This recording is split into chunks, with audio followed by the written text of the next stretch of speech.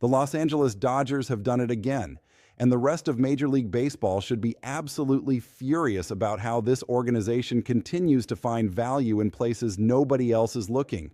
While teams scramble to make splashy free agent signings that generate headlines and dominate the news cycle, the Dodgers are quietly working the margins, claiming players off waivers, and building organizational depth that separates championship teams from pretenders.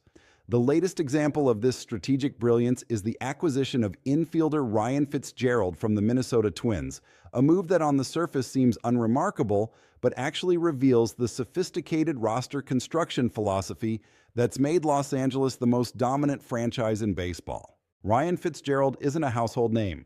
He's not going to sell jerseys or generate excitement on social media.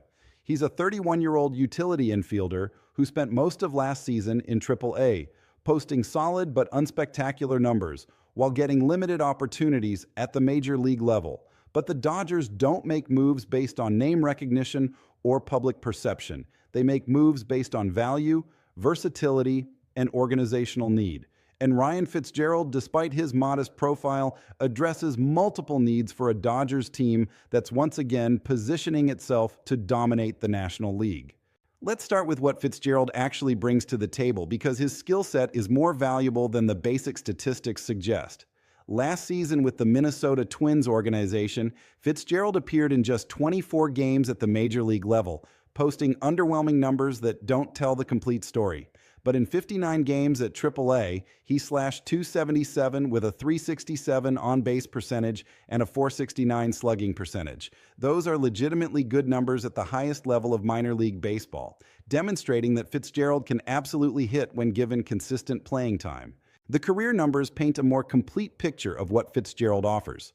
Over more than 2,500 at-bats throughout his professional career, he's posted a .258 batting average with a .338 on-base percentage and a .770 OPS.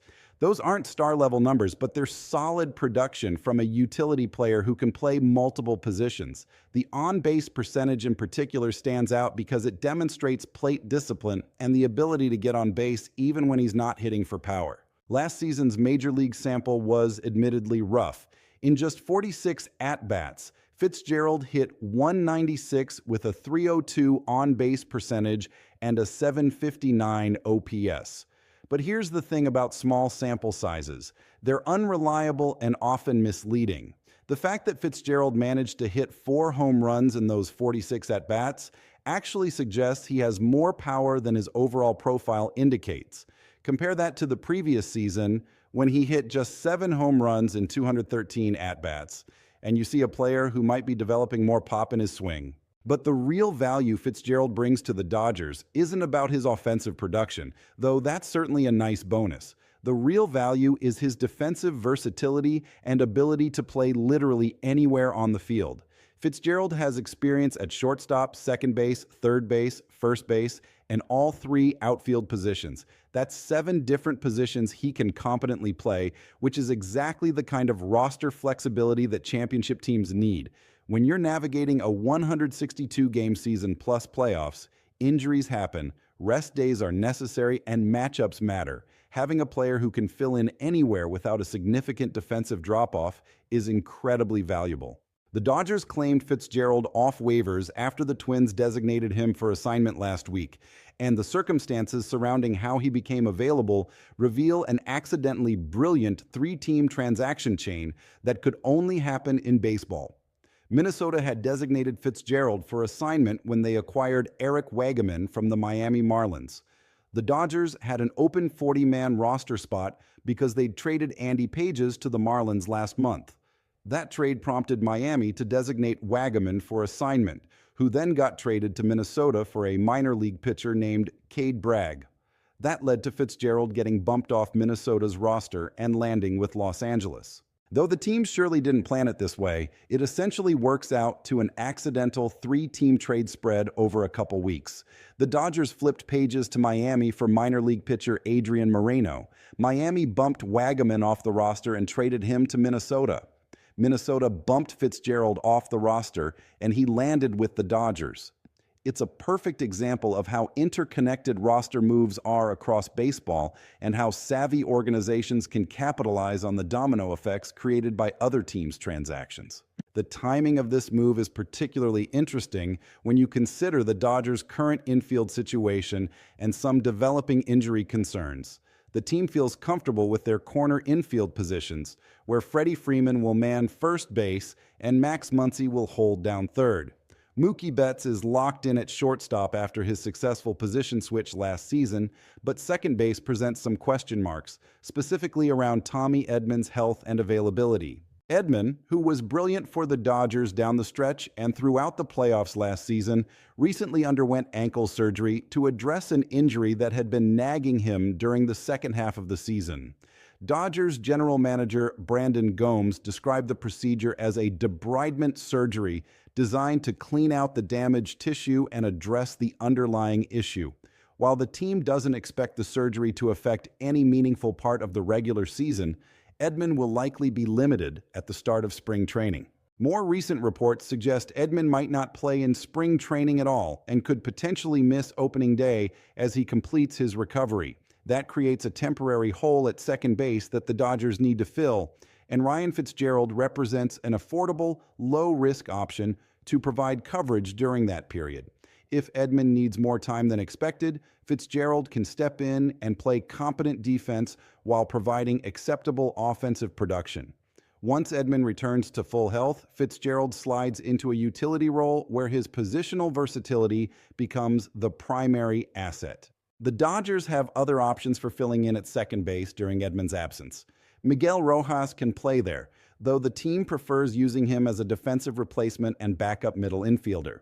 Hye-Sung Kim, the Korean second baseman the Dodgers signed this offseason, provides another option, though his defensive capabilities at second are still being evaluated. Chris Taylor, if he's still with the organization, offers veteran versatility.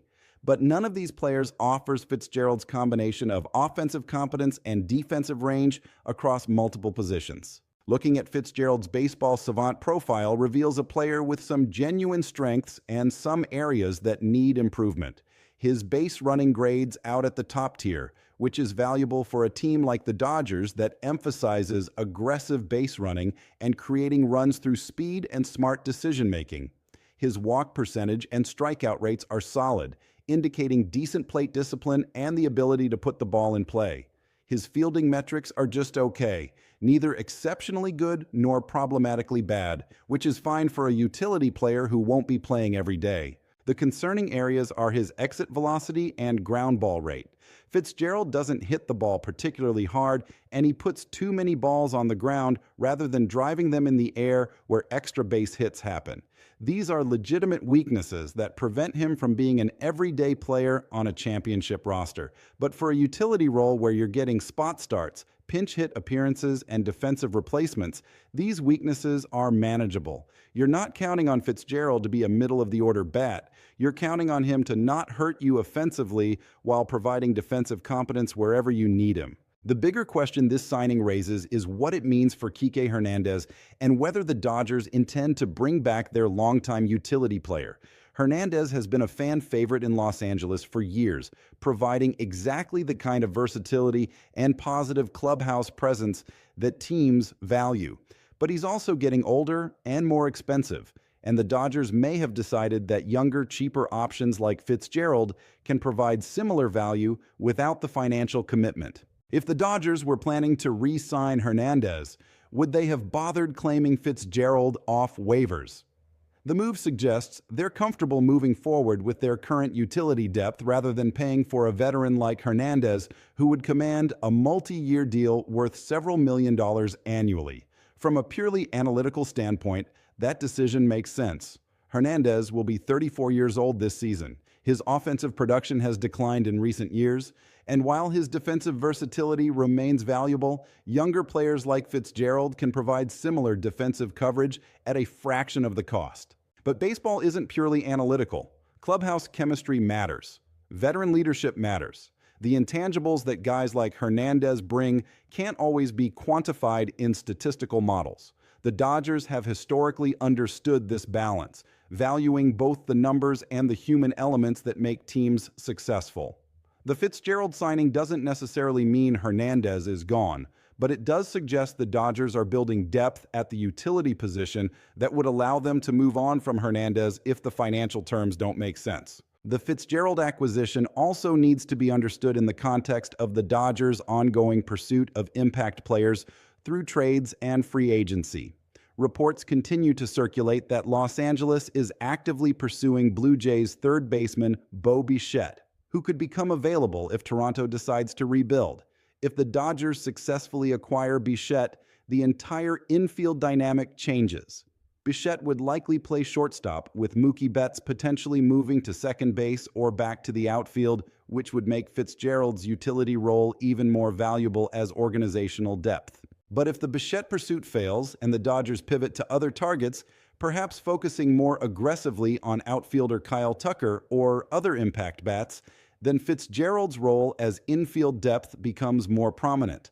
The beauty of claiming a player like Fitzgerald is the flexibility it provides. If you make a bigger move that requires clearing a 40-man roster spot, Fitzgerald can be designated for assignment without any real consequence. He's essentially a free option that costs nothing but a roster spot, with the ability to cut him loose if something better comes along. This type of opportunistic roster management is what separates the Dodgers from less sophisticated organizations. While other teams are focused exclusively on the big-name free agents and blockbuster trades, the Dodgers are working every angle. They're claiming players off waivers. They're signing international free agents. They're trading for minor league depth. They're exploring non-tender candidates. They're constantly churning the bottom of the roster, looking for players who might develop into contributors. This philosophy extends beyond just the major league roster to how the Dodgers construct their entire organization. They understand that championship teams need depth throughout the system, that injuries and underperformance are inevitable over a 162-game season, and that having quality replacements ready to step in can be the difference between winning the division and missing the playoffs entirely. The Michael Cerrini signing earlier this offseason represents another example of this approach. Cerrini is a former top prospect whose career has been derailed by injuries and inconsistent performance. The Dodgers signed him to a minor league deal with an invitation to spring training, essentially giving him a low-risk opportunity to prove he can still contribute at the major league level. If he succeeds, the Dodgers get a valuable depth piece at minimal cost. If he fails, they release him and move on with no real consequence. Fitzgerald falls into the same category of low-risk, potentially high-reward acquisitions. The Dodgers aren't betting their season on him becoming an impact player. They're simply adding a competent veteran who provides organizational depth and positional flexibility. If he exceeds expectations and becomes a valuable contributor, that's a bonus. If he's merely adequate as a backup and spot starter, that's still useful. And if he doesn't work out at all, the cost of moving on is negligible. The comparison to how other organizations operate is instructive. Many teams, particularly smaller market franchises, approach the offseason with a scarcity mindset.